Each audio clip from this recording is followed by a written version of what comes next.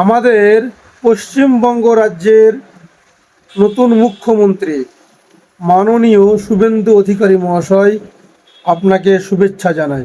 আমি বাংলার সন্তান হিসেবে আমি অনুরোধ করব আপনাকে যেন আপনি তোষণের রাজনীতি করবেন না। আশা করব সমস্ত ধর্মের লোকদেরকে একচোখে দেখে সামনে এগিয়ে যাবেন এবং বাংলাকে নতুন করে সাজাবেন।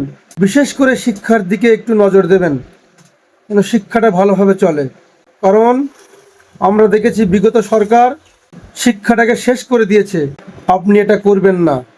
দরকার হলে কয়েকটি ভাতা বন্ধ করে দিন, তাও ভালো, যেন শিক্ষাটা সঠিকভাবে মানুষের কাছে পৌঁছায়।